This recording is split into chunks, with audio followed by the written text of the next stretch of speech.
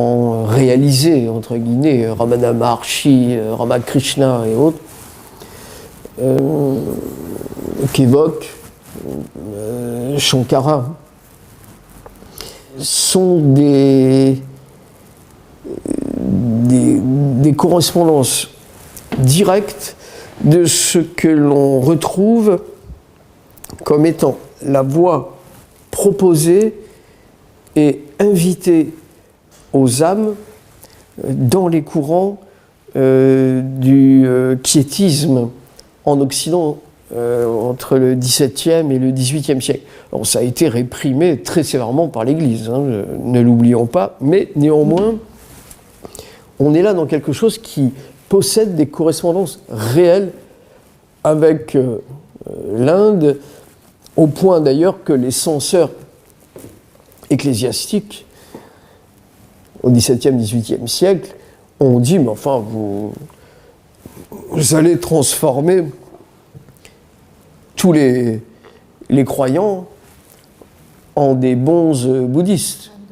Donc c'était la crainte du clergé catholique. Vous n'avez pas proposé ces voies d'oraison, c'est le grand mot de la spiritualité mystique dans cette période, vous n'allez pas proposer ces voies d'oraison au tout un chacun, aux fleuristes, aux maraîchers, enfin bon, il ne va pas se mettre en contemplation divine. Et pourtant, ce que dit Madame Guyon, c'est ce que dit François Malaval, c'est ce que disent les grands maîtres de la pensée mystique de cette période, qui tous sont nourris de cette problématique de la présence en l'homme d'une dimension qui le dépasse considérablement en beaucoup de ses aspects.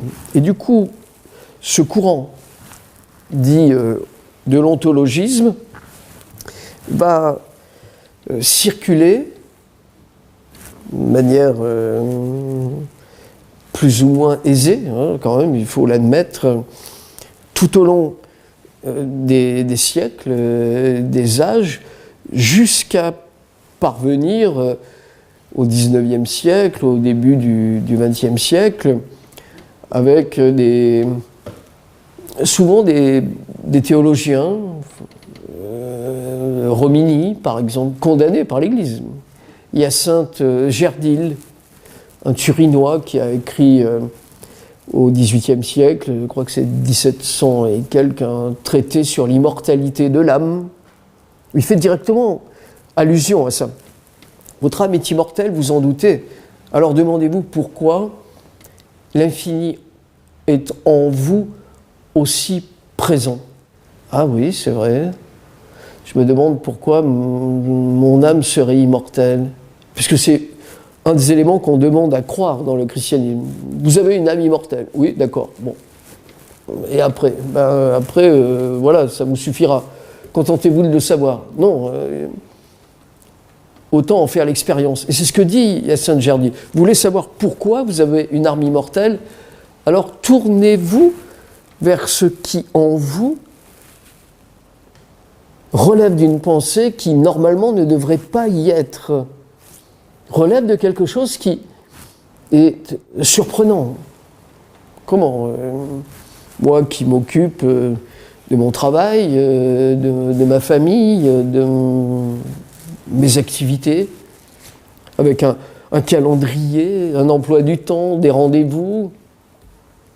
Alors c'était vrai au XVIIIe siècle, mais alors aujourd'hui, ça a pris une dimension bien plus considérable. Mais tout à coup, le soir, lorsque je me couche, ou à des moments un peu calmes de la journée, lorsque je fais l'apaisement, comme on disait au XVIIe siècle, lorsque l'âme est recueillie en Dieu, c'est joli comme une belle expression. Lorsque l'âme est dans le recueillement, tout à coup, éclot en elle une pensée qui outrepasse complètement sa condition de créature. Et tout le processus de l'oraison, tout le travail de l'oraison va être de s'immerger complètement dans cette pensée qui me dépasse, parce qu'elle est le signe de la présence divine en moi, elle est le signe de la signature, d'une certaine manière, de Dieu sur ce monde. Elle indique qu'il y a une présence réelle, capable de m'entraîner et de me faire participer déjà, dès ce monde, de la réalité infinie. Parce que c'est une réalité de nature infinie. Et que cette réalité est l'infini lui-même. Je suis déjà porté par mes moments d'enstase ou d'extase. C'est Mircea Eliade qui dira en stase, en quoi il a parfaitement raison, mais ou libérer un instant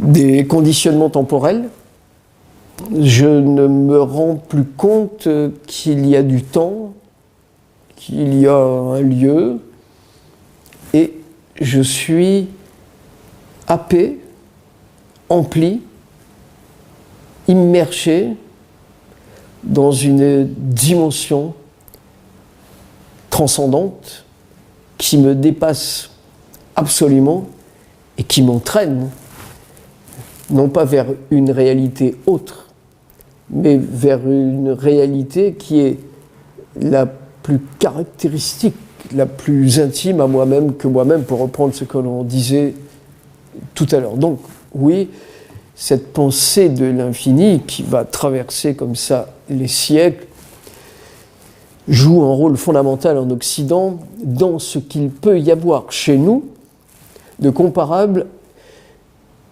à ce qui existe dans les domaines du non-dualisme en Orient.